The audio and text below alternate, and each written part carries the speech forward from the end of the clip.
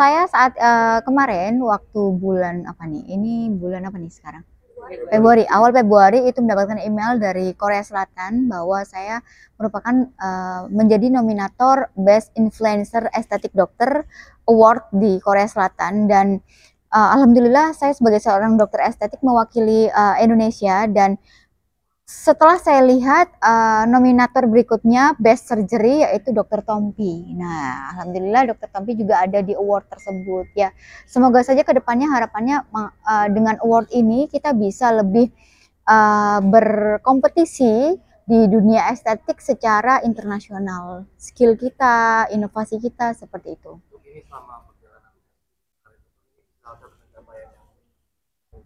Lebih kayak ke agak nggak percaya ya Mas ya, maksudnya Korea Selatan maksudnya email saya dengan uh, menjadikan saya salah satu nominator di ajang award internasional di berbagai banyaknya dokter, entah itu dari Brazil, Jerman, Eropa ya, Asia bahkan seperti itu, dan menjadi salah satu influencer award di Indonesia yang dipilih kemudian award itu akan diadakan di Korea Selatan pada bulan April, merupakan salah satu kebanggaan saya. Even nominasi ini artinya kalau saya tanya nanti menang apa enggak, ya menang enggak menang tetap harus datang gitu karena memang sudah menjadi suatu nominator seperti itu. Tapi kalau menang katanya dapat beberapa hadiah lah gitu. Ada berapa negara tuh dok kira-kira? Banyak sih kalau yang kemarin, kalau mungkin kalian bisa lihat nanti bisa dilihat ulang di ada kan yang di tekan saya, dilihat aja berapa orang sudah yang menjadi nominator. Untuk sejauh Dokter Tompi, Dokter Tompi. Saat ini masih berdua, tapi kita nggak tahu apakah nanti kedepannya akan ada lagi atau tidak, kita nggak tahu. Mungkin Korea Selatan saya bilang kiblat dari cantiknya. Iya. Bergengsi apa sih? Ya otomatis karena ini perkumpulan dokter-dokter luar negeri ya yang mendapat nominator tidak aja Indonesia, dia ada Brazil, Eropa, mungkin ada daerah India, tadi saya lihat Iran. Ya tentu saja ini adalah ajang bergensi di mana kita diapresiasi gitu loh. Di kancah dunia, dipersatukan di dokter-dokter dunia. Dan kita menjadi salah satu nominator award itu gitu. Mungkin sepertinya adalah seperti rekam jejak medis atau rekam jejak digital, kita nggak tahu ya, karena saya udah sering mengikuti konferensi internasional kayak IMCAS selama 10 tahun ya. Mungkin dari situ kita dilihatnya karena mereka langsung kayak email sih gitu, di email kemudian selamat Anda menjadi salah satu nominator Best Influencer Aesthetic Award di Excellent di Korea Selatan nantinya. 21 April. Persiapannya seperti apa dok? Nggak ada sih karena aku juga agak bingung gitu ya. Artinya kalau untuk secara estetik, karena kalau penghargaan Indonesia kan udah pernah nih, kita udah tahu nih apa. Kalau di internasional lebih kayak ke kita nggak tahu yang dinilai apa, apakah nanti nominasi ini udah pasti pakai semuanya pasti bakalan dapat plakat atau penghargaan, ataukah misalnya oh hanya pemenang saja yang mendapatkan plakat atau piagam gitu, kita nggak tahu, masih belum tahu saya.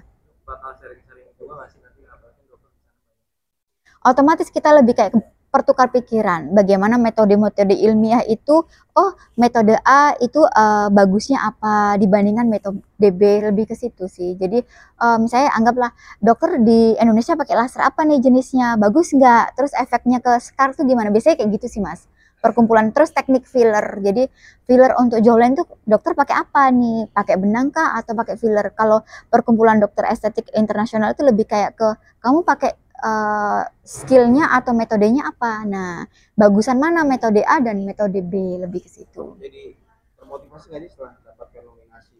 Lebih harus belajar sih, lebih harus belajar lagi, lebih harus ke upgrade skill ya otomatis, karena kan kalau dengan kita upgrade skill kita kayak nggak malu kan Mas, di kancah internasional gitu, kita bahwa kita mempunyai skill yang terbaru, ada sesuatu yang kita jual atau ada sesuatu yang kita tonjolkan gitu loh, prestasi kita tuh ada gitu loh.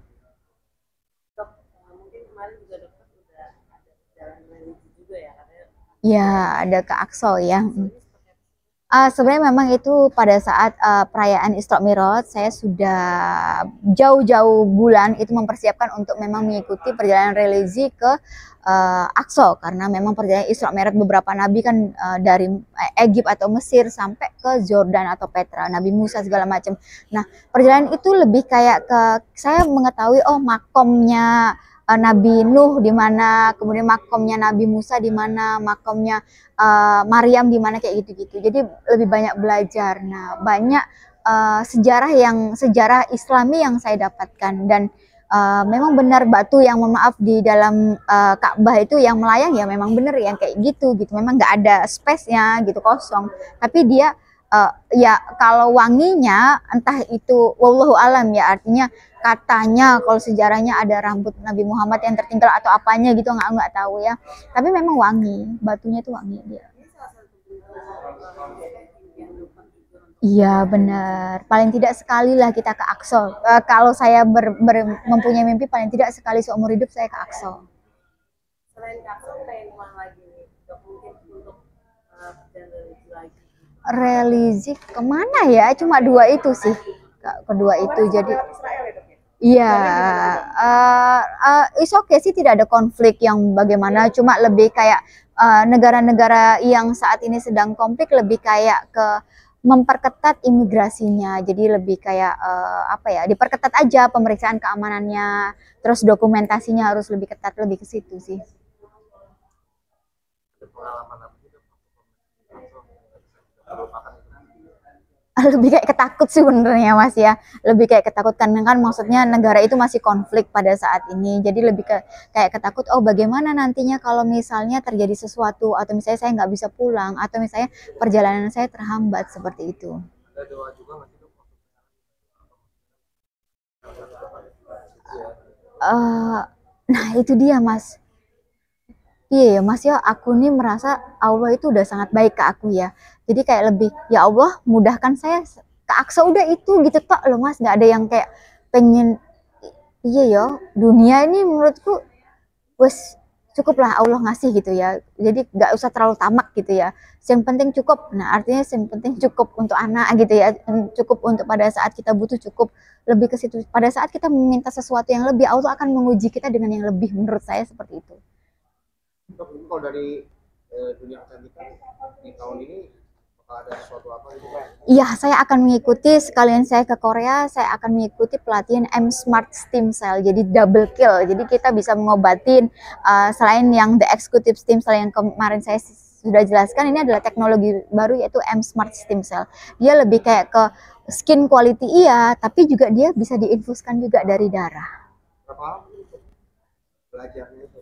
Itu dia artinya pertemuan ilmiah langsung Mas, langsung kayak cuma Korea yang punya alatnya, dan itu saya harus datang ke Korea untuk mempelajari itu, baru bawa alatnya ke Indonesia. Mungkin Dok setelah udah pengalaman ini ada ini lagi ya sih, karir depannya tuh Karir saya masih sangat sama ya, artinya saya tidak menggebu-gebu pengen buka mohon maaf puluhan cabang, tidak, karena saya lebih suka menangani pasien, jadi saya pengen terjun langsung. Cabang banyak juga, kalau misalnya saya tidak bisa menangani sendiri ya sayang kan Mbak gitu, nggak berkembang juga gitu. Jadi lebih fokus terhadap diri sendiri, upgrade ilmu apa yang terbaru, harapannya adalah dengan potensi saya, dengan inovasi saya lebih bisa bermanfaat untuk masyarakat Indonesia.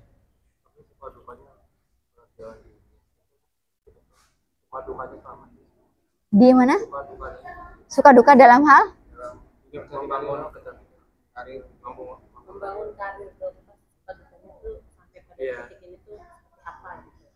Aku dukanya nggak terlalu ini sih, artinya saya tidak terlalu mempermasalahkan, karena saya tuh berpatokan mau rame mau sepi ya rezekinya segitu. Nah simpel itu gitu lah aku tuh, kayak nggak terlalu mau difitnah sejawat, mau itu saya cuma mohon maaf, saya sudah punya prinsip bahwa kita punya dua tangan, tutup telingamu, kita nggak bisa menutup mulut orang lain. Jadi bagaimanapun orang menjatuhkan kamu, ya orang hanya bisa menjatuhkan kamu di belakang, artinya kamu dilihat, artinya kamu di depan, karena mereka hanya bisa mengomongkan kita, lebih ke tidak nyamannya gitu. Berikutnya adalah biasanya sejawat itu lebih ke copy paste sih, paham Koipase. Kita punya inovasi terbaru, oh dia ikut-ikutan. Nah, lebih ke situ. Trennya lebih ke situ. Lebih kalau pengen ya namanya juga dalam dunia bisnis ya. Bisnis juga sama. Misalnya mohon maaf yang kemarin ramai coklat Dubai kan semuanya bikin coklat Dubai. Nah, seperti itu. Jadi bagaimana kita memberikan kualitas diri yang terbaik saja. Pasien akan menilainya seperti itu. Dok, menanggapi anak dokter Ustadz Oki ini yang baru saja melakukan stem cell untuk penyembuhan anaknya yang kelima kalinya. Apakah benar ini stem cell ini memang bisa menyembuhkan penyakit degeneratif untuk anak-anak tersebut? Yes, exactly iya. Kemarin kita sudah bahas bahwa memang secara jurnalistis stem cell ini selain untuk penyakit-penyakit degeneratif, dia juga bisa untuk mengobati penyakit-penyakit yang berhubungan sistem saraf. Ya, kelainan autoimun ya terjadi pada anak-anak ya. Besar harapan saya juga stem cell ini nantinya juga bisa berkembang untuk terapi infeksi virus.